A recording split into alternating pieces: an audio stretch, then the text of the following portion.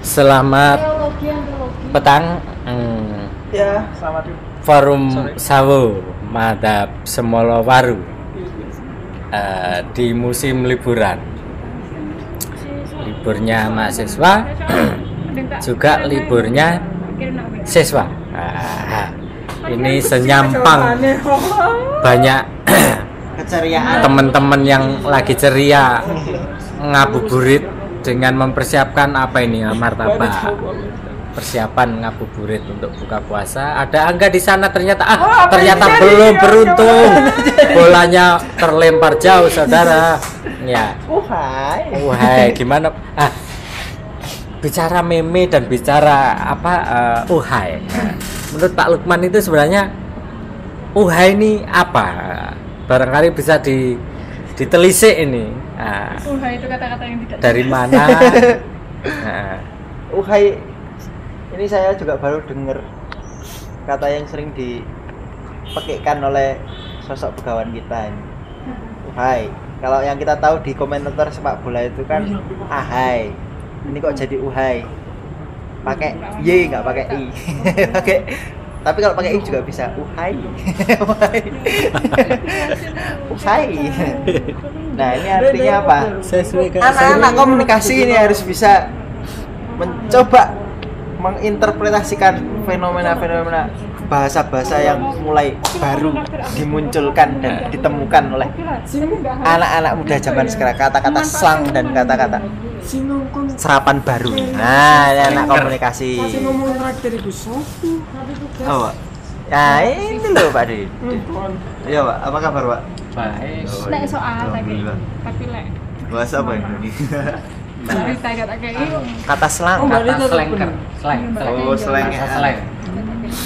Macam uhai. Uhui kata komen. Iya. Kalau terus pada mana komunikasi arahnya kamu enggak puasa apa Pak ya? Masuk ini Apa jadi tembak sih? Kira-kira apa? Ini kan kira-kira jam 5 belum pernah diteliti, jadi pakai prediksi aja. Uhai. oh hai Pemakanan. Uyung hai. bisa apa Pak? Biasanya siapa yang pakai kata oh hai? Biasanya uhai ini digunakan kepada sang atau seseorang yang dicintai. Jadi uhai itu seperti nada panggilan untuk memanggil seseorang biar dia tertarik dengan kata-kata tersebut.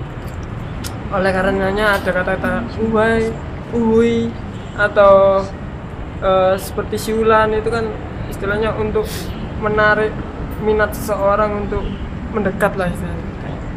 Jadi biar bisa dikatakan bahasa gaul biasanya, dan menarik perhatian kepada lawan jenis biasanya. Kalau kepada sejenis jarang, mungkin 1-2 orang. Seperti misalkan ini 2 orang lebih atau enggak? 2 orang aja biasanya. Jadi 4 mata, itu terjadi 2-4 mata biasanya. Seperti misalkan ini ya, bisa membuat hati Mbak Tias berdebar-debar ya. Jadi sesem gitu lah. Mungkin seperti itu. Contohnya itu contoh. Kalau beneran sih nggak apa-apa. Oh mohon maaf ya.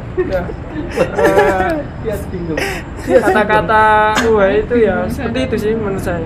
Oh iya. Ya bisa Mbak Tias ini menjelaskan lebih lanjut. Gimana, setuju nggak ini omongannya Mas Andre? Waduh, itu kata uhai itu sebenarnya sudah kata-kata yang tidak jelas, apalagi dijelaskan lagi sama Mas Angga, tambah nggak jelas. Kok nggak jelas sih? Lah pakai kacamata nggak? Kok nggak jelas? Tapi pakai kacamata tambah ya Pak ya? Iya, tambah cantik atau tambah keren? Tambah lah pokoknya. Tambah pokoknya. Tambah baik. Kenapa kok harus saya? Mau ada aja. Ajeng. Soalnya ini tadi ada yang berdebar-debar. Iya, berdebar-debar mungkin artinya berdebar-debar. Karena kan sentuhan Enggak berdebar-debar. sentuhan kata-katanya tadi. Oh, kata-katanya bisa menyentuh ya? Oh, bisa. hebat. Sampai ke Ya, tangan. hati yang masuk. Sebenarnya apa sih kata-kata uhayi? Nah, ini coba ini. Katanya Kok komunikasi Uhai ini ya. Wahai apa? Terus dikatakan uhayi Ini uhayi. anak komunikasi ya. Ya ini anak-anak komunikasi yang Di kamus bahasa Indonesia nyasar ke juga negara. nggak ada kata-kata Nggak ada. uhayi. Mungkin bahasa gaul mungkin. Ya mungkin ada di kamus gaul. Kira-kira mbaknya gaul nggak? Nggak tahu. Oh nggak tahu. Kenapa nggak tahu? Mungkin Mbak Ajeng bisa menjelaskan wahai. Mungkin Kalau saya wesek kok enggak sumpah. Rene wis njaluk contohan. Langsung mureng-mureng ini Mungkin- rekaman. Mungkin apa ini? nggak tahu ya, mungkin secara epistemologinya mungkin Evaluasi. wah itu Keren ini. merupakan itu Evaluasi. belum ada itu ya, belum dalam Implementasi- ada kamus besarnya. implementasi. Mungkin Berarti masuk itu. saya sih dengernya dari Pak Didin terus ya. Oh. Dari intuisinya Pak Didin yang gimana itu menjadi ciri khasnya Pak Didin. Ketika kita bicara uhai, otomatis kita akan teringat oleh Pak Didin. Kalau menurut saya sih itu merupakan bentuk kalau di komunikasi itu ada yang namanya semiotika, di mana konotasi menjadi denotasi dan mitos. Nah, di mitosnya itu sendiri berawal dari Pak Didin sering mengucapkan uhai. Itu kan awalnya denotasi, terus menjadi konotasi ketika diimplementasikan oleh gambaran wajahnya Pak Didin. Nah, ketika menjadi mitos itu langsung oh ya, uhai itu berarti Lambat ini. Pak Didin gitu, gambarannya oleh Pak Didin. Oh berarti dari Mbak Tias ke Pak Didin gitu. Ya seperti Oh itu. seperti itu. Ajeng, Ajeng. Ajeng kok mulai Enggak Mbak, itu hanya contoh aja. Contoh kalau beneran ya nggak apa-apa sih. Ya mohon maaf lah. Ya itu aja sih Mas. Menurut saya itu hanya ciri khas seseorang. Tapi ketika intuisi jadi ciri khas, nanti Ya. bisa jadi epistemologi. Epistemologi. Oh iya. Ya mungkin Mbak Tias ini kan kelihatannya agak-agak pintar lah. Agak Kok bodoh. iso? Iya. Orang kelihatan. itu nggak agak-agak bodoh atau agak-agak pintar. Iya terus gimana Mbak? Yo. Mungkin bisa menjelaskan. Ya itu tadi sudah dijelaskan oleh Mbak Ajeng, kalau misalnya kata-kata uha itu berasal dari Pak Didin yang menyetuskan kata-kata itu, sehingga kalau misalnya bilang uhai berarti ingat Pak Didin. Wah. Ingin diingat-ingat. Oh gitu. Ya. Roland Aduh, Bat kok saya terus ya. Terus Pak Didin. oh Pak Didin loh. Iya. Ini ke mbaknya dulu Kan diselesaikan. Pak Didinnya sudah, Loh, Pak Didinnya Pak Didin, sudah. iya Pak Didin kan sudah. Kan gimana Mas sudah? Hauna sudah, Mbak Ajeng sudah, Mas Lukman sudah. Ya berarti kan Mbak Tias yang belum. Loh kan sudah, Iya, sudah. coba tipis-tipis lah. Tipis-tipis aja lah Mbak. Gak usah tebel-tebel. Kalau tebel-tebel nanti kebablasan loh. Apa sih Mas? Nah iya, kamu tuh sebenarnya ngomong apa sih enggak? Ini wis tugas iki wis wakeh enggak kan ngomongmu tambah gak jelas. Oh, ngoten. Nek ape pengen buka iki ngomong. Oh iya, memang habis ini mau buka puasa. Enggak habis ini, kan Terus? kamu enggak fokusnya sekarang. Oh, fokusnya kapan kira-kira Mbak? Sudah enggak ngomong sama kamu. Ngomong kan sama-sama Mbak. Lama-lama jadian juga ya. Enggak tahu, saya sama Angga tuh dari dulu kayak gitu. Cocok. Sudah. Cuman saya tuh inget Angga pas waktu PMB kalau disuruh ngedance itu kan. Mungkin Angga yang satu hanya Amin ya. Soalnya Angga kan banyak. Pasaran nama pasaran biasa. Anggaran dasar. Iya. Kok enggak mau ini ya, enggak mau mengakui ya. Loh, bukan enggak mau mengakui. Terus sekarang balik ke kata-kata uhai. Sebenarnya apa sih kata-kata uhai itu? Nah, ya itu Nah, tadi dijelaskan. Ini ada pakarnya. Kegunaannya itu apa gitu. Oh iya, mungkin Mas Haunan bisa menjawab. Oh, apa sih kata-kata ohai? Ohai sendiri tadi udah dijelaskan ya, terdiri dari huruf O, H, A sama Y. Untuk apa ya Pak? Cara penyebutannya nadanya apa Pak nadanya? Bergelombang. Dinamikanya itu oh hai. Nah, dari Hati-hati itu Jung. terlihat bahwasanya penyebutan kata-kata itu lebih pada digunakan ke suatu hal yang lebih apa ya, sapaan, bisa gitu kan, untuk penyapaan, untuk ketika pembicaraan itu mengalir dengan apa ya, dengan enak, terus antara satu dan yang lainnya itu saling akrab, bahkan dengan apa ya,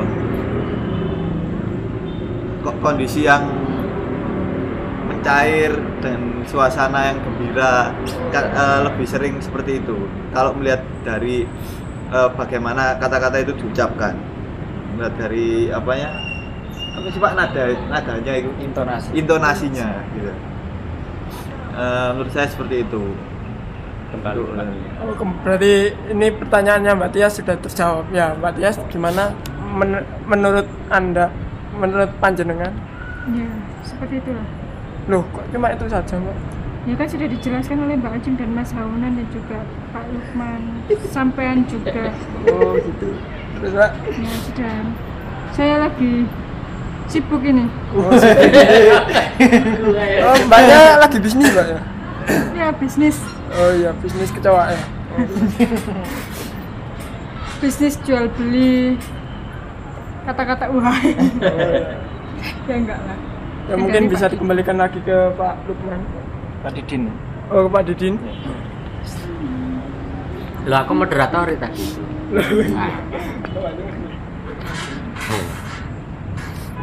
Ya monggo dijelaskan Pak Didin sebagai Saya pencetus tuh- kata-kata uhai. Kalau kalau tidak saya samarkan dulu kekerenan saya, nanti takut nanti. Semakin uhai. Uhai. Ini ada yang mengatakan bahwa ini hanya semacam kata seru. Kata seru.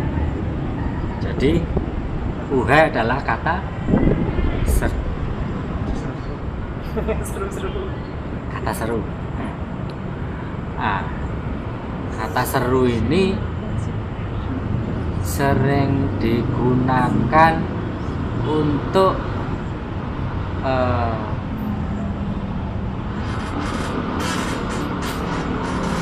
nyerah saya. Jadi tadi gini ini maksudnya apa Pak? Nyerah saya, golek maksud. Bisa nih Pak Didin dengan kata-kata. Aku nyerah. Tapi kan itu bener kan gayanya giring niji. Mungkin Pak Didin menyerah dikarenakan ini jawaban dari Mbak Tias tadi. Loh, meneh. Iya. Jadi ketika orang menemukan sesuatu yang mengherankan, itu biasanya wow. Nah, itu bisa diganti dengan Gimana Pak? Coba ulang. uhai. Atau pas lagi kegirangan memperoleh lawan komunikasi yang 2 orang atau lebih itu dengan uhai, itu sesuatu yang 2 orang menyenangkan. atau lebih Pak. Berarti katanya Mas Men- Anggam menurut epistemologi. dikatakan tadi 4 mata. Nah, Ya berarti kan salah ini. tapi juga bisa digunakan untuk mengganti suasana kebatinan seseorang ketika menemukan sesuatu yang membuat dia itu excited. Nah, misalnya Mbak Tias tiba-tiba dari kejauhan lihat Mas Angga datang, yang dirindukan kan Mas Angga, tiba hai gitu loh, Angga datang gitu loh. Nah, contoh lagi misalnya Tapi kok dalam kenyataannya tidak ya. Pak Lukman melihat istrinya yang lagi pergi ke Jogja, pamitnya itu 5 hari, ternyata 2 hari kok sudah pulang, saking girangnya hai istrinya datang. Nah, semacam itu, sehingga uhai ini tergantung penempatannya di sebelah mana. Kalau penempatannya di bawah kata seru, yaitu bisa berarti menunjukkan suasana seseorang yang sedang kesenangan, sedang excited, sedang gembira, lalu cara meluapkan atau cara merefleksikan, mengekspresikan dengan membuat kata seru yang bernama uhai. Nah, saya tiba-tiba teringat sama Komeng. Komeng dulu sebelum uhai keluar tuh ada Komeng. Dia suka menyatakan dengan lantang kata seru. Tapi kata serunya hanya beda huruf saja. Misalnya uhuing. Nah, itu Komeng. Uhuing itu Komeng. Nah, kalau zaman bahula tempo dulu 70-an ya dan sebelumnya itu lebih ke ahai. Ahai, aduh manis ya. Itu ahai. Nah, sekarang pergeseran ya kata uhai menjadi kata-kata yang digunakan untuk ke arah seronok.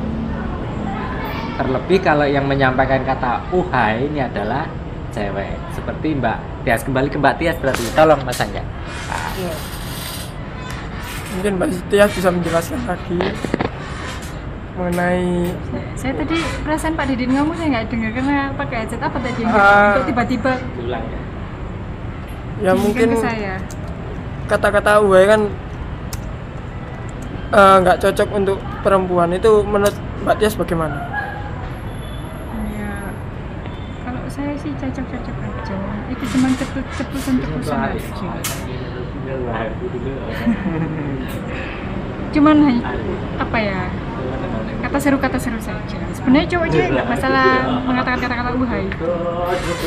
Sekarang yang dipermasalahkan apa kok nggak sesuai dengan cewek. Mungkin cewek karena nggak apa ya, guyonannya kan nggak seperti cowok. Cowok kan gitu uhai gitu. Jadinya ya beda aja. Lebih enak dipakai sama cowok. Tapi ya dua-duanya bisa, cowok cewek bisa. Seperti yang seperti yang dipraktekkan oleh Mbak Tias tadi ya, uhai gitu ya. Itu kira-kira suatu ungkapan hati atau bagaimana Mbak? Menurut Mbak Tias? Itu kan kata seru saja. Oh, seru saja. Berarti kan kalau seru kan berarti Bisa kata seru kan bisa digunakan apa ya? Intinya kalau lagi guyon-guyonan gitu. Plus,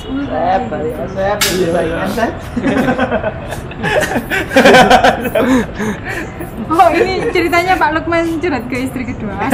Asep. oh iya. Kalau ada Asep mungkin lebih seru lagi. Nah, ini udah seru. Terus lanjut. Ya itu saja mungkin dari saya. Loh, kok cuma Cewek itu? sama aja. Sama Itu aja. hanya kata seru saja. Cuma lebih mungkin karena lebih enakan dibawakan oleh kata-kata seru itu dibawakan oleh cowok, jadinya hasilnya sama aja. Udah aja. Saya lagi sibuk juga ini. Oh iya. Ya. Ya. Sibuk nagih utang-utang. Ya kira-kira dikembalikan ke siapa Mbak Tias? Ya mungkin ke Bapak Suhu. Didin sebagai pencetus Oh iya. kata-kata uhai. Oh iya. Dikembalikan lagi ke Pak Didin. Oh tadi Mas Lukman belum, Mas Lukman. Oh iya. Yes. Ini Nah, kalau kalau Pak Lukman dipanggil Mas ya berarti sana uhai. Uhai. bukan sesuai dengan umurnya Pak. Kalau saya manggil Pak Didin Mas kan nggak enak. Biasanya kalau manggil, Soteng. Banyak. biasanya loh kalau manggil Pak Lukman itu Pak. Kok sekarang Mas? Berarti kan ada rasa uhainya itu bukan gitu loh. Mungkin ada butir-butir atau Pasti dilakukan. kerikil-kerikil yang Butir ada kelewek. di hati Nenek. lagi terluapkan sekarang gitu loh. Mungkin itu dari saya. Kembali lagi ke Pak Lukman. Terus tadi Mas Angga di sini tuh kayaknya dateng kok resek ya. Kalau resek pas di sini minta contoh. Oh, ya, terus Terus mendingan Mas Angga pulang aja. Rumahnya siapa? Ya pulang ke rumahnya ibunya.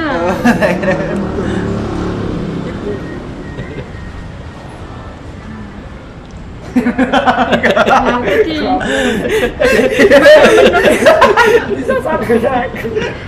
gimana menurut Lukman Nah, gimana Mas Lukman? sebagai wakil dari Boposu pencetus kata-kata Gimana cobaan ini gimana cobaan? Cobaan ini Cobaan hari ini gimana? Terima. Tapi apa daya, tanganku juga nggak sampai. Uhai.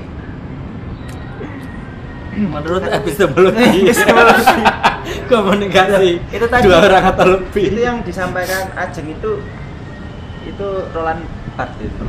Roland Barthes. Ya, mitologi, denotasi dan konotasi perubahan Roland Barthes ya. Kita baca itu. Nah, itu menarik sebenarnya. Tapi saya rasa fenomena kata-kata baru ini nggak cuma di saya, banyak sekali. Ini saya sebut sebagai Mandela Effect. Jadi ada sesuatu yang dulunya itu statis lalu berubah. Ada atribut-atribut bahasa yang berubah. Ini ada yang nanya, coba. Iya. bukan, ini tanya mengenai jurnal saya, bukan masalah UHAM. Ya nggak apa-apa, silakan tanya. Ya, Jangan, nanti tidak sesuai. Jadi ini kan ada forum khusus sebetulnya. Kalau harus pribadi-pribadi gitu kan nggak enak gitu. Ini padahal ini forumnya luas ini. Kan gimana ya? Mohon maaf nih. Masnya ini sebenarnya siapa sih mas? Kok datang-datang rese ya? Udah, ke Pak Lukman lagi. Oh, tadi Mas sekarang. Iya. Oh iya toh. Nah, ini Ya yang kan, saya sebut gini sebagai loh, Mandela Pak. Effect itu. Jadi ketika datangnya Nelson Mandela itu membebaskan melibas hegemoni politik apartheid dan itu penindasan orang-orang kulit putih terhadap kulit hitam di masa itu. Ini kan berarti ada satu paradigma yang berubah. Nah, paradigma yang berubah ini ya yang saya sebut sebagai Mandela Effect. Yang tadinya Pak jadi Mas, jadi Mas jadi Pak lagi lah. Pak Budidin, Pak Budidin. Nah, oleh karena itu supaya lebih jelasnya biar dibahas oleh Pak Didin, karena Pak Didin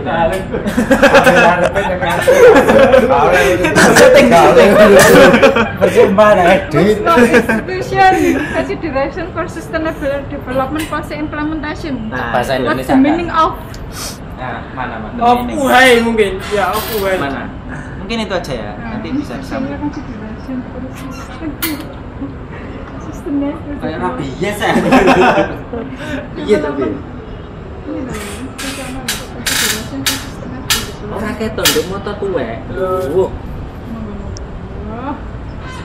tuanya dari tua tak Hele. vlog ya. Hele, gue piyen do. Berarti ini Ya, pertimbangan pelembagaan untuk iki apa? development. Nah, untuk pembangunan kelembagaan yang berkelanjutan Jadi nggak masuk. masuk ini ada policy implementasi kebijakan publik mengenai ini pengembangan kelembagaan berkelanjutan masuk itu. Oh, implementasi kebijakan. Ya mungkin ini mengenai kebijakan-kebijakan ya. Saya ini perasaan bahasa UHAI tadi mendingan flownya diakhiri dulu UHAI-nya. Nah, oke. Baru kali ini Sawok kehabisan tema dan kehabisan bahan. Oleh karena itu, ya kata Uhai ini nampaknya memang sangat gaib ya. Sangat gaib karena mewakili batas-batas imajinasi manusia, akhirnya kata-kata Uhai ini sering muncul. Nah, silakan kalau Mas Haunan kira-kira mau di closing atau tambahin. Iya. Kalau melihat dari keseluruhan tadi ya statement dari masing-masing punggawa kesebelasan Sebenarnya cuma 5 Mazhab orang. Semolowaru masih kesulitan ataupun mungkin lagi kurang bergairah untuk Banyak. membahas satu kosakata ini ya. Ya mungkin bisa kedepannya dipikirkan lagi di perenungan untuk merenungi apa sih apa makna dari ohai itu sendiri. Ohio.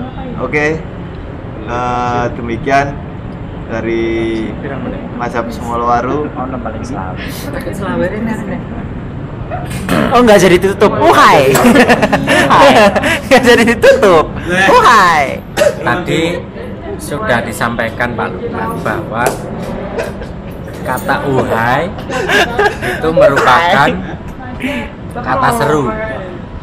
Sebagaimana diketahui bersama bahwa sebuah istilah, kata atau terminologi wis ndang ngalih tris. Terminologi itu dia tidak turun dari ruang hampa sejarah. Dia tidak given ujuk-ujuk teko bedunduk teko langit ora iso.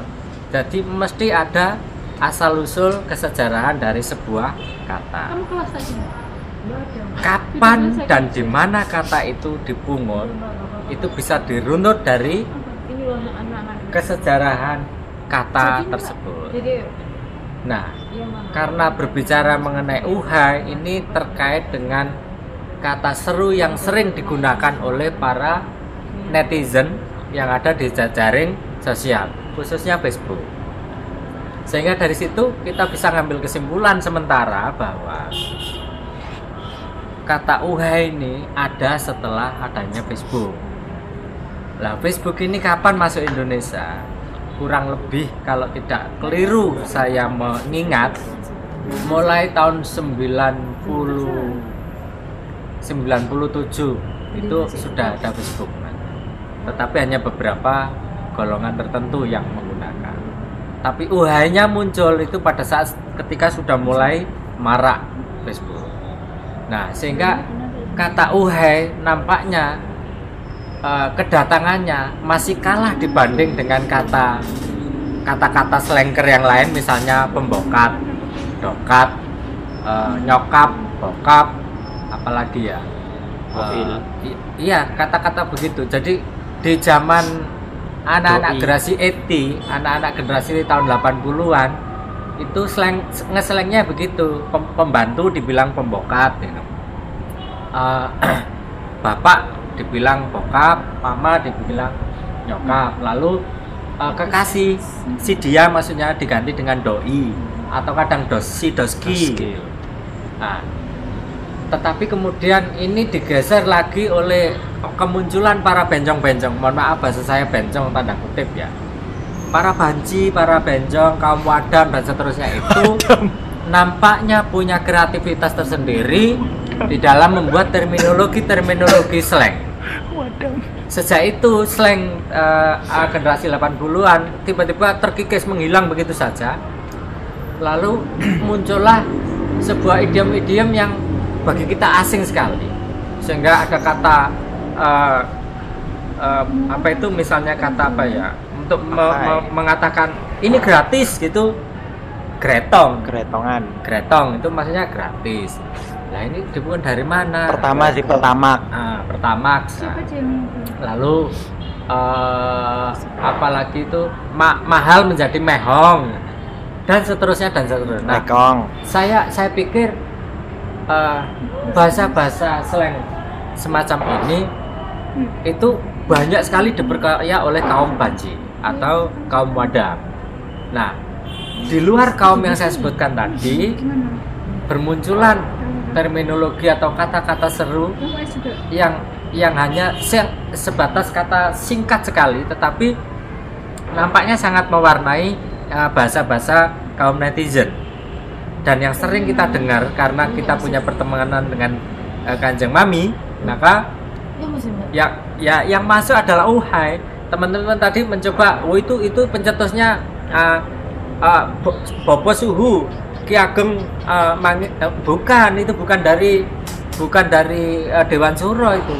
Pencetusnya adalah Kanjeng Mami yang sering ngomong uhai itu.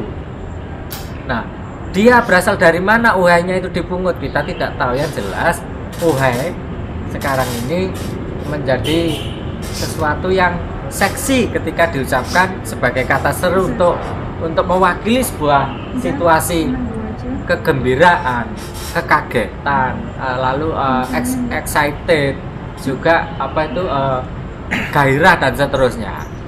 Bahkan kadang-kadang diseret-seret, digeser-geser, mengganti situasi kebatinan yang sifatnya adalah tanda kutip berbau porno.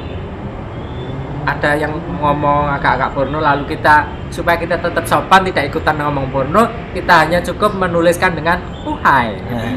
Saya pikir itu, Pak Lukman. Silakan. Sopo ngomong uhai gak tahu, iso dawa. Semacam cuma lo waru sawo. Iya. Denotasi dan konotasi tadi gimana? Misalnya contoh lain gimana Mbak Ajeng? Uhai. Ya kalau dari saya sendiri sih Ronald Batman, siapa Pak? Lupa. Roland Barthes. Iya, Barthes Barthes. tulisannya. Jadi dalam kalau menurut saya sendiri sih mungkin tergantung ya Pak ya. Ini uhai ini dimitoskan dalam hal apa, dalam wujud apa, apakah konotasinya positif ataupun negatif. Kembali lagi pada penafsir masing-masing orang. Kalau saya sendiri sebagai orang awam menganggap bahwa uhai itu sebuah kalimat kata dimana ketika itu ungkapan untuk mencairkan suasana. Kalau menurut saya ketika ada suatu hal yang bukan tegang ya, lebih ke Senengannya kok yang tegang-tegang. apa ya? Lebih ketika kita bicara seorang komedian ketika menggunakan kalimat tersebut kan tujuannya untuk membuat Uhai pemirsa. kalau dalam komunikasi sendiri ya, dalam audiens sendiri ini kan pendengarnya itu tertawa, terhibur ataupun menjadi Uhai. ciri khas dalam orang yang membawakan uhai tersebut. Kalau saya sendiri sih kurang paham ya uhai ini, karena saya baru pertama kali juga, maksudnya menjadi viral gitu loh uhai. Entah dari nanti setelah ini bakal viral lagi atau gimana, atau justru ketika viral, justru dari sini oh ya nanti bisa jadi viral ya, maksud itu saya seperti itu Pak. Nah mungkin ya itu Pak, ketika kita bicara denotasi yaitu tadi seringnya kalimat tersebut dijadikan kalimat untuk kata untuk berkomunikasi ataupun ciri khas masing-masing orang. Terus ketika kita masuk dalam konotasi, di mana denotasi dulu ya, konotasi terus menjadi gambaran wujud. Misalnya di sini Mas Angga ya, Mas Angga ketika memberikan salam kepada teman-temannya, "Wahai" gitu misalnya ya. Jadi ketika kita apa namanya? Pada dia sih. Ada Mas Angga ya, Mas Angga itu bentukannya itu "Wahai". Jadi ketika dalam masuk mitos, jadi sekarang itu "Wahai" itu merupakan udah itu bentukan dari Mas Angga gitu. Ibaratnya di sini gambarannya mawar itu lambangnya cinta. Lah kalau di kita dalam kata "uhai" ini digambarkan pada Mas Angga. Jadi orang kalau misalnya mendengar "uhai", oh yang digambarkan itu wajahnya Mas Angga aja gitu. Jadi salah satu trik untuk menarik lawan jenis itu juga yang disampaikan oleh Mas Angga tadi juga masuk ya Pak ya. Jadi mungkin kalau misalnya di sini ada trik untuk mengikat lawan jenis, bisa "Uhai, sudah makan uhai". Misalnya contoh kayak gitu. Jadi itu bisa teringat terus gitu lawan jenisnya.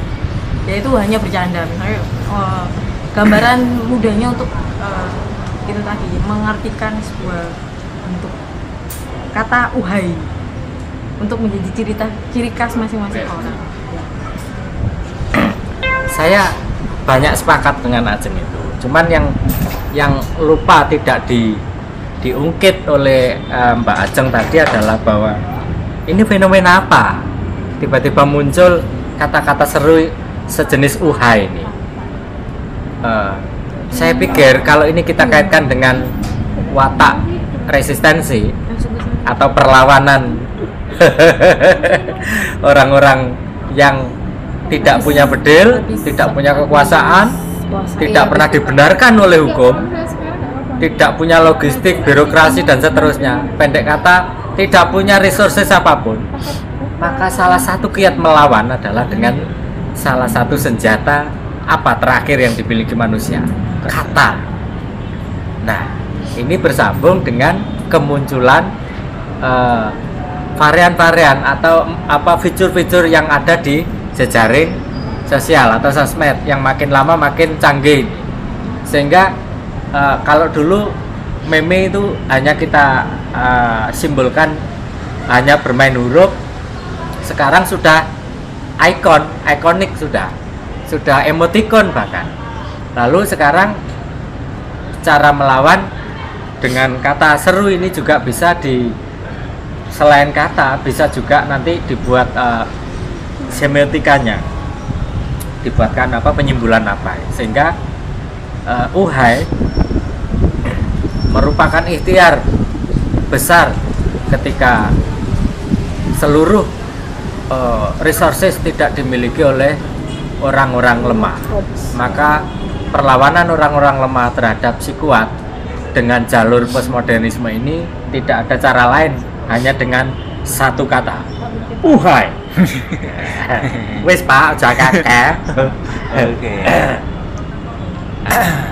Mas Haunan, tadi kan Apa, Pak? mau ditutup, tapi setelah melihat banyak sekali pendapat dan temuan-temuan tadi, kira-kira Mas Haunan sendiri sebagai kawan-kawan komunikasi, ya, kira-kira punya urun rembuk apa ini?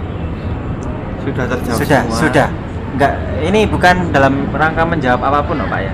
Tapi mengalir dan mengelaborasikan Supaya uhai menjadi uhai. iya, supaya gitu. itu. Jadi kalau di Prancis itu ada foila yang sudah menjadi budaya, ada gracias di Latin Italia. Tapi di Indonesia ini kan dulunya itu sangat ditandai kritik-kritik sosial maupun kritik politik yang dilakukan lewat kata-kata yang dipopulerkan oleh Wiji film. Tukul. Enggak. Wiji Tukul. Oh, kalau Wiji Hanya Tukul ada ya. satu kata, makan.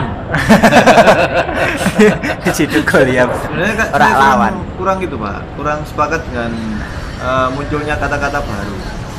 Soalnya ketika ada kata-kata baru, bakal menggeser kata-kata yang lama dan sudah tergolong membudaya dan mempunyai sejarah yang panjang. Seperti di Surabaya sendiri, kata-kata cuk itu udah harus ada gitu loh. Nah, ketika itu pun nggak hanya digunakan untuk itu loh ya, untuk ketika kita meluapkan amarah, tapi kata-kata itu juga bisa digunakan untuk sapaan ke teman dekat, untuk pembicaraan yang akrab, hangat dan sebagainya. Nah, ketika dimunculkan kata-kata baru, ini saya rasa bakal menggeser gitu loh. Teman-teman yang gandrung dengan hal yang kekinian, ketika mengungkapkan kata-kata yang lama bakal, wah, udah usang itu ngapain? Ini loh ada kata-kata baru, bakalan ditinggalkan gitu. Menurut saya seperti itu. Jadi saya kurang sepakat dengan ketika kita gandrungan kata-kata, kita munculkan kata-kata yang baru. Lebih baik kita lestarikan aja yang udah ada. Ya, terima kasih. Belum berakhir nampaknya. Belum berakhir. Ya, menurut saya di situ perlawanannya. Jadi yang baru melawan yang sudah ada. Nah, menurut teori kelas, Pak Lukman ini bisa menjabat. Teori kelas, Pak. Oke ya gosai mas. Baik. Nihong din des. Nihong Nihong jin des. Au je Yoko dan Bibi Lunga. Ya lakinya. Kalau Mas Haunan bilang bahwa nantinya akan menggeser, saya rasa usia sebuah meme, sesuatu musim viral itu saya rasa sangat temponya bisa diperhitungkan gitu. Artinya sangat temporer kalau menurut Pak Didi. Kenyataannya kata jancuk dan lain sebagainya itu sudah ada dari zaman dulu sampai sekarang pun masih awet gitu. Meskipun awalnya itu dimulai di lokal, terus kemudian menyebar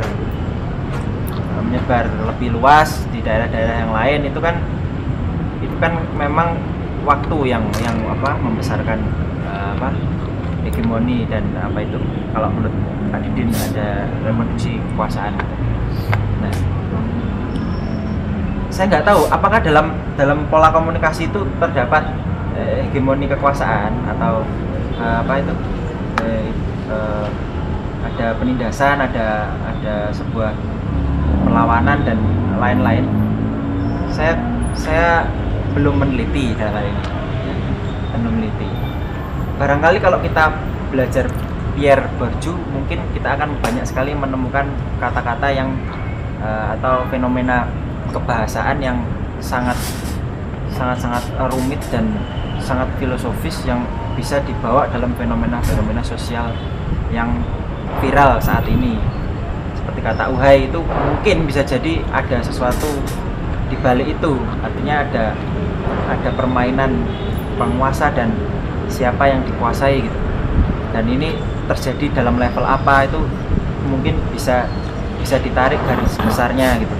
Artinya ini berada di fenomena sosial di wilayah apa? Apakah orang dengan kriteria perekonomian yang masih rendah atau lintas apa level perekonomian gitu, lintas kelas gitu. Nah, barangkali kalau menelisik semua itu, saya rasa ini pembahasan ini tidak akan ada habisnya. Habis kalau nanti sudah capai dan sudah diteliti dan mungkin sudah di ACC. Di ACC penelitiannya emang skreptong. Skreptong. Jadi dulu itu kan ada catatan si Boy gitu Pak ya. Ada catatan si Roy, terus lupus itu kan banyak sekali menggunakan kata-kata golagong. Ya. Nah, itu kan bahasanya yang menasional gitu. Di fenomena tahun 80-an seperti yang dikatakan Pak Didin itu sempat sangat populer sampai ke Warkop DKI.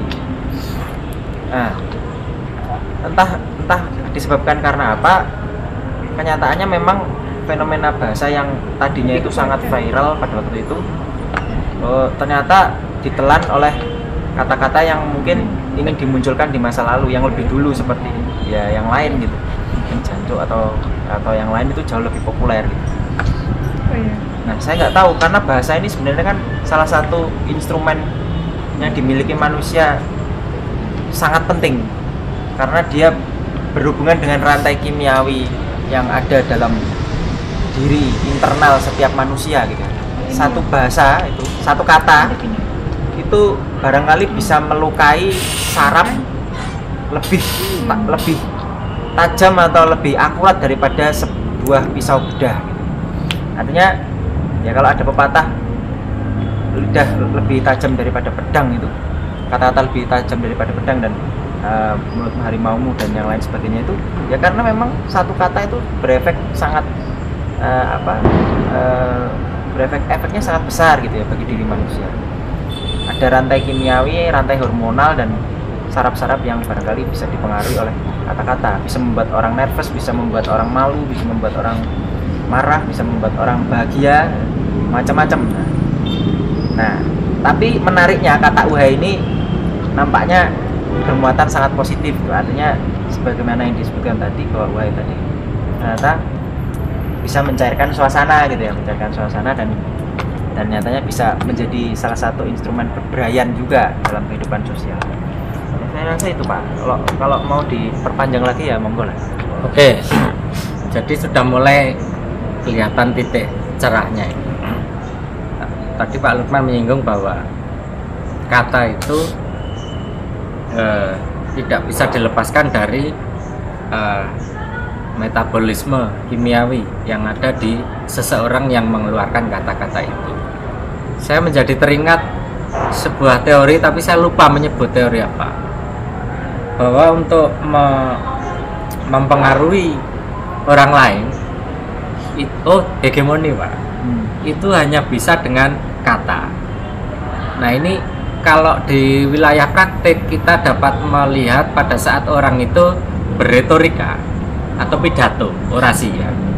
Pada saat orang melakukan propaganda, pada saat orang melakukan agitasi, pada saat seseorang ini balago, mubalik itu ketika dakwah. Nah, itu bisa kita lihat bahwa begitu kuatnya pengaruh persuasif dari setiap kata. Artinya kata itu terkandung di dalamnya energi. Jadi ada energi di setiap kata. Nah, persoalannya adalah siapa yang mengeluarkan kata, lantas energi berupa apa yang dikandung di dalamnya. Nah, kata uhai itu sejenis ikhtiar, saya katakan tadi. Kata uhai ini sejenis ikhtiar dari seseorang yang posisinya lemah ketika memperoleh serangan energi berupa kata-kata dari yang keluar dari seseorang yang punya otoritas lebih besar. Orang yang lebih kuat, orang yang lebih hebat secara ilmu, secara ekonomi, secara kekuasaan. Ketika mengeluarkan kata-kata, lalu kemudian seseorang yang tidak punya apapun, yang lemah ini, cara membalasnya supaya tetap sopan, tetap santun, tetapi sekaligus merontokkan seluruh energi kata-kata yang muncul dari orang yang full power tadi adalah dengan uhai. Sehingga uhai di sini sebenarnya adalah sebuah kata yang energinya lebih besar lagi, tetapi meredap. Jadi diberondong kata-kata energinya kayak gimana besarnya, ketika hanya dijawab dengan uhai, rontok itu semua energi kata-kata, meskipun kata-kata tadi dikeluarkan oleh pihak-pihak yang punya otoritas full power. Sehingga kesaktian uhai sebagai sebuah kata seru itu terbukti di sini. Misalnya saya di dalam jejaring sosmed misalnya, lawan bicara saya di kejauhan sana adalah seorang petinggi misalnya. Dia mengungkapkan kata-kata yang saya tidak berdaya untuk melawan kata-kata itu.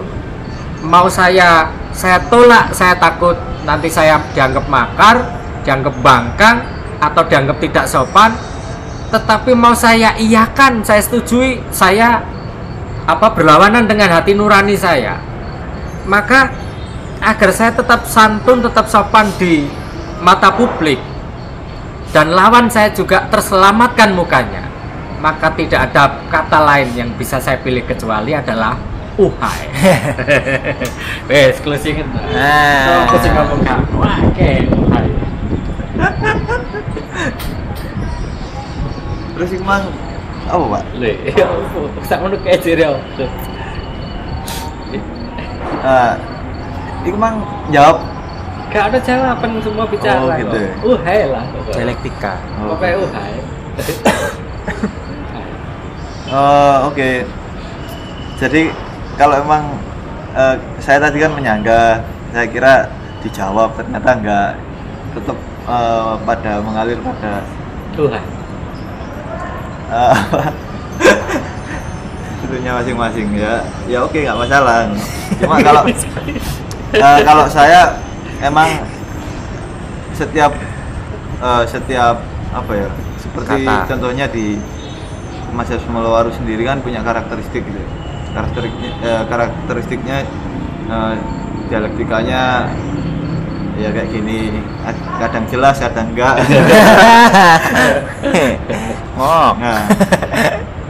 Nah, dan saya sendiri juga tetap pendapatnya bahasanya karakteristik dari daerah kedaerahan, misal Surabaya ini Ganjuk itu tadi. Nah, ketika ada yang memunculkan kata-kata baru yang cenderung pada budaya pop dan tidak bisa bertahan lama, terus mengalir hanya sejenak. Ya menurut saya buat apa, ngapain?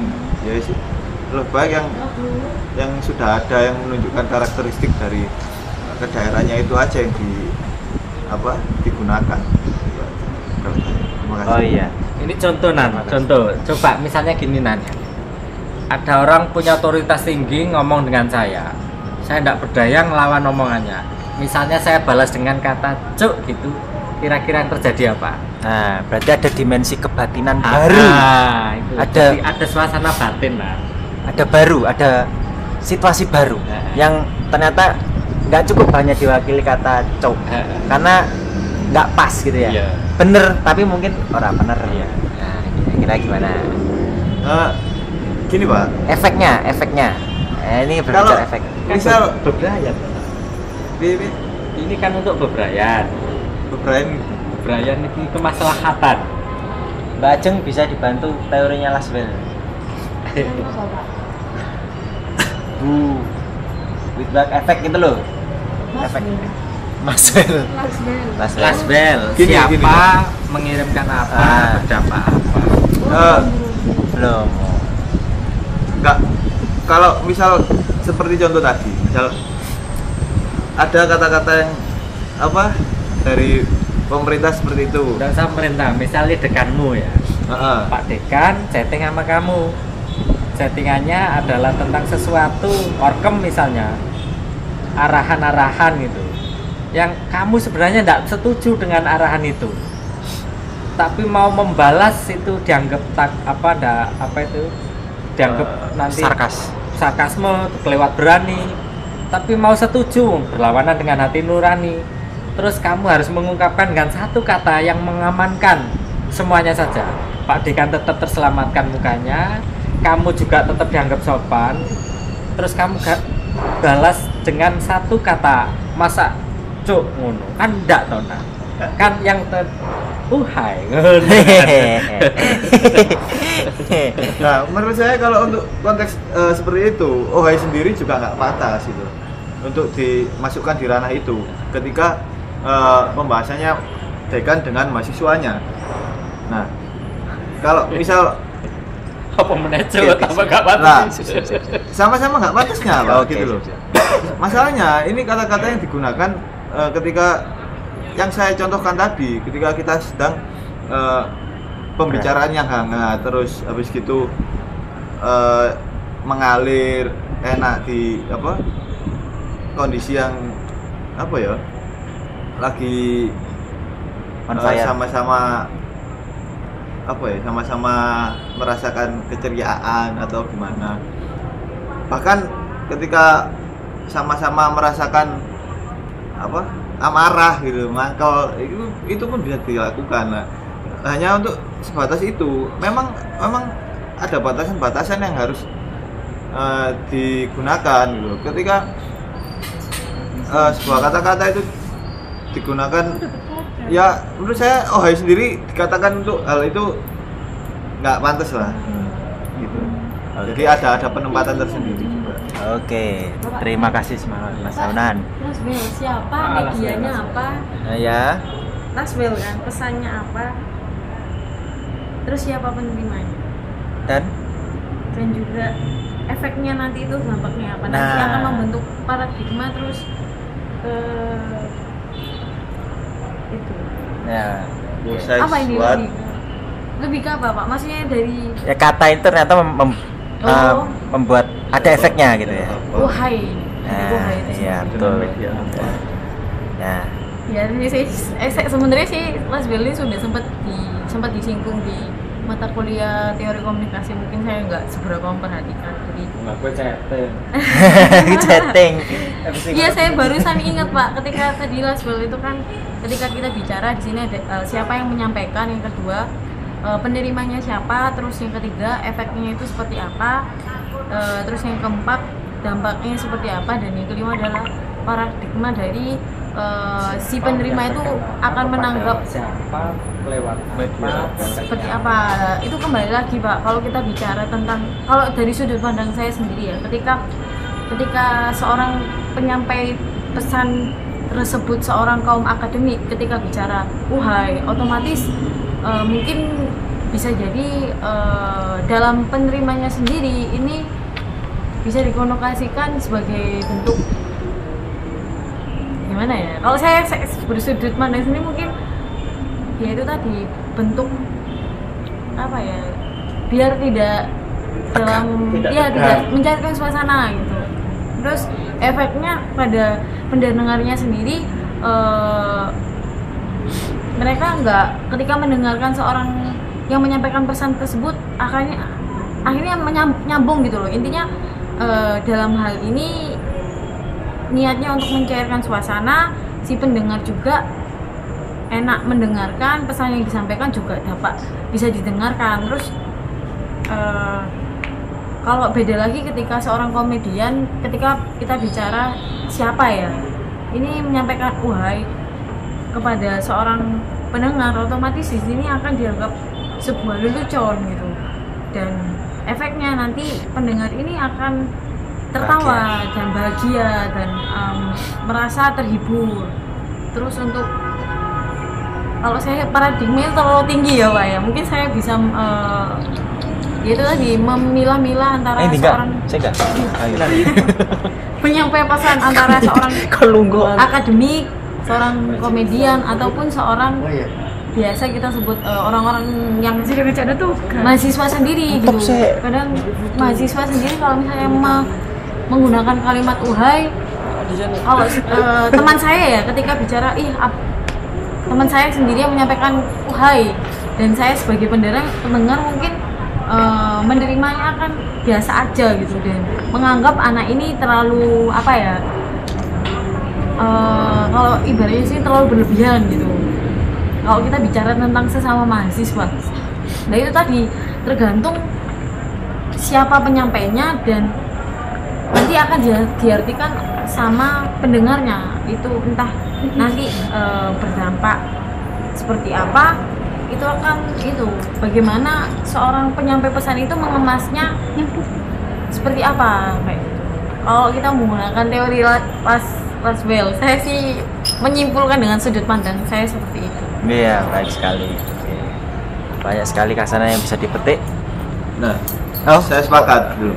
Jadi kalau merujuk dari teorinya Laswell tadi, ketika ngomong ohai, siapa mengatakan apa kepada siapa, melalui media apa, dengan efek apa. Nah, ketika saya mengatakan ohai kepada dekan melalui media apa, misal media sosial, terus dengan efek apa ya, saya rasa efeknya pasti gak enak gitu, apalagi cuk gitu. Saya melakukan itu ya pasti gak enak gitu. Nah, beda lagi kalau saya mengatakan ohai kepada orang, misal teman saya melalui media sosial, pasti efeknya dia paham penerimaannya gitu. Efeknya oh iya,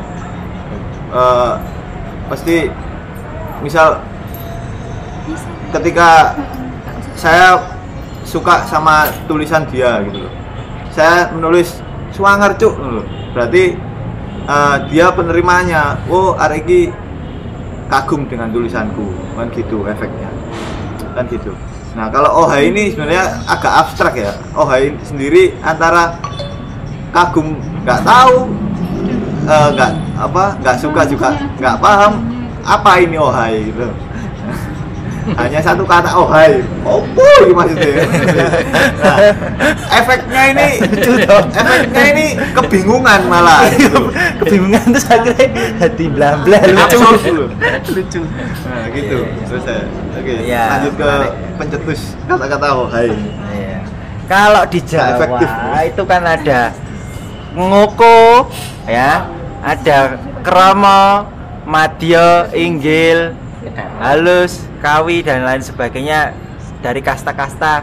Ini kan sebenarnya yang dibidik adalah kepada siapanya. Kalau dalam menurutnya si Mas Haunan tadi, apa kepada siapa gitu. Nah, persoalannya kan berbicara kepada siapa. Kalau berbicara kepada petinggi, tentunya menggunakan bahasa atau medium bahasa yang menggunakan level yang setara gitu, misalnya kromo atau yang memiliki nuansa kebatinan yang gelombangnya mungkin bisa pas gitu, bisa cocok sehingga tidak menimbulkan efek yang tidak diinginkan. Nah, udah. Ini loh saya berani rokokan. sudah buka. Sebenarnya kata uhai ini sangat universal kalau saya bilang. Ya, sangat universal, tidak memandang kasta, semuanya bisa mendengar dan efeknya pun sangat bervariasi gitu ya. Nah, kira-kira bagaimana ini selaku dosen komunikasi? Loh, saya bukan dosen komunikasi, saya itu dosen ini, Sastra. Pak. Sastra. Wah, ini cocok. Wah. Saya dosen sastra. Cuman kebetulan diperbantukan di Komunikasi. fisip. Tetapi Fakultas Hukum mengakui saya katanya lulusannya dia. Nah, terus saya milihnya sih di administrasi negara. Tapi kok ditaruh di pasar sarjana. Bingung saya iki, ajane aku iki dosen apa? Mumet siraku. Ya wes ngono. Yang dikatakan Helman tadi benar semua. Bahwa sebisa mungkin kata baru itu jangan sampai menggeser kata yang lama.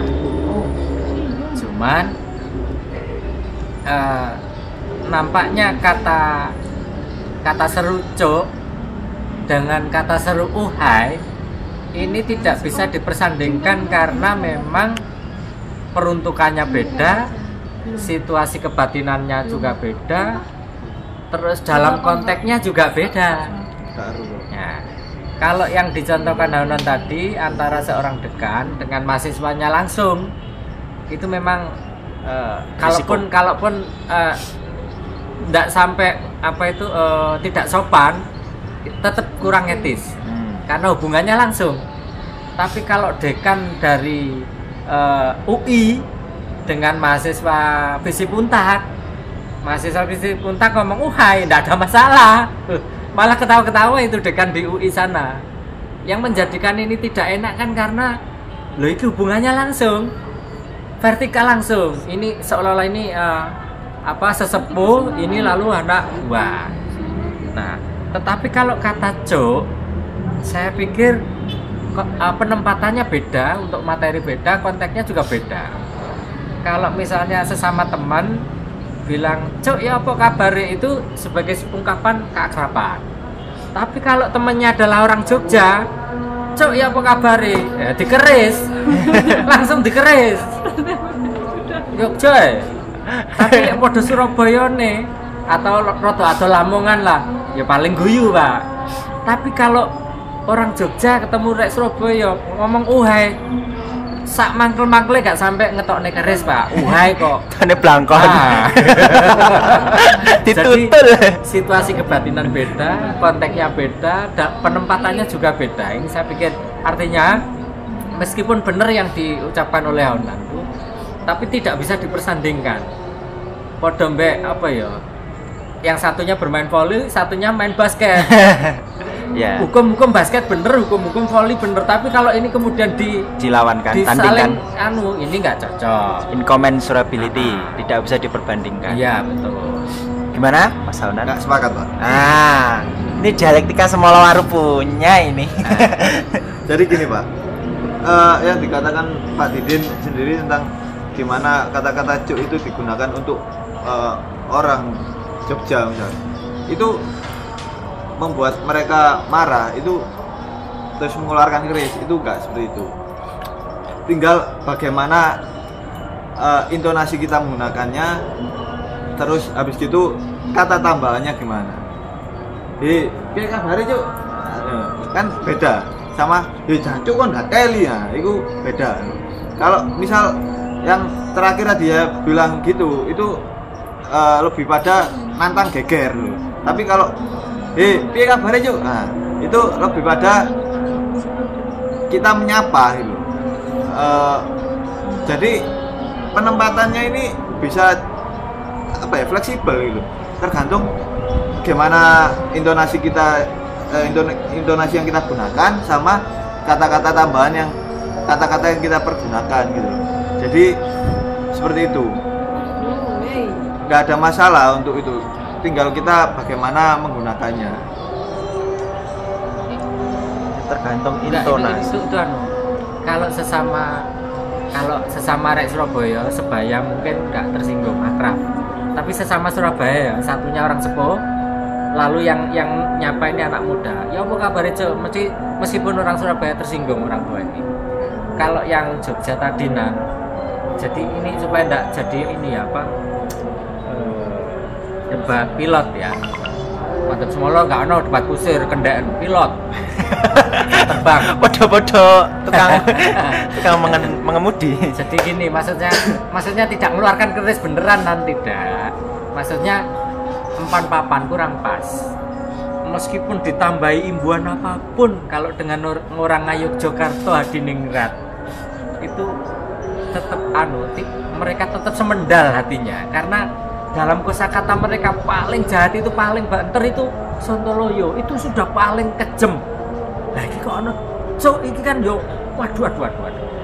Jadi nggak mengeluarkan keris, jangan dimaknai seperti itu, ndak. Artinya ada yang tidak bisa diterima oleh orang Jogja. Meskipun sesareh apapun Anda mengungkapkannya, kalau ada kata cuknya itu mereka mungkin senyum ya di bibir, tapi dalam hati kita ngerti loh orang Jogja kayak gimana, main jeroan lah. Beda konteksnya Surabaya ini memang orangnya vulgar, blater, A dibilang A, B dibilang B, keinjek kakinya ya meso. Dan cuk, matamu mbok tekeni gak ada jaran, nah misalnya ngono. Di Surabaya. Tapi kalau ke orang tua, meskipun orang tua ini orang Surabaya, tetap ya sebisa mungkin tidak lah. Masa rek orang tua terus dipisui gitu. Barangkali kalau misalnya le uhai gimana le uhai paling kan le cuma senyum-senyum dan ngopo sih uhai wis closing dan tiba dadi pilot kabeh. Mungkin antara cuk dan ohai ini perbedaannya. Cuk bersanding. No, itu beda. Nah, iya beda. Jadi cuk sendiri mungkin lebih pada kesopanan gitu. Nah, kalau ohai kebingungan.